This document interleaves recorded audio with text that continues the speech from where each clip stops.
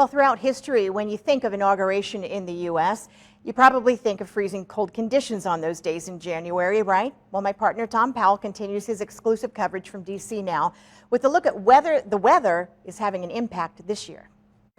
Linda, good evening once again from Washington, D.C., where we are now less than 48 hours away from Inauguration Day. And I've got to tell you, it was a beautiful January day here in our nation's capital. That's not always the case during Inauguration Week, as you'll see in these unique photos from inside the Library of Congress. At the Library of Congress, so we have some wonderful pictures. Curator of photography Beverly Bannon shows us some snapshots from history. And one thing that has always played a role on Inauguration Day is the weather, of course.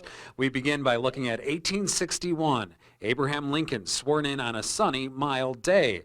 But the mood was ominous. People just sensed that there was so much tension leading up to the Civil War. Over the years, folks have had to stand in mud or hold an umbrella while watching the next president take the oath of office. But for the worst year weather-wise, you have to go back to 1909. William Howard Taft had the worst weather for any inauguration. Thousands of people had to shovel the 10 inches of snow that fell the night before off of the parade route. Yeah, Washington suffers from the same climate as a good part of America. It can be extremely changeable in January. It could be as cold as 5 above zero and as warm as temperatures in the 50s. In 81, when Reagan was inaugurated, that's the warmest so far, 55 degrees. But for President Reagan's second inauguration, it was 10 to 20 degrees below zero. So cold. They moved the swearing in to the inside the Capitol. It has been beautiful so far this week in D.C., but there is rain in the forecast on Friday, something that isn't phasing Charlene and Liz, who traveled here from Baton Rouge, Louisiana. So are you going to be there on Inauguration Day, rain or shine?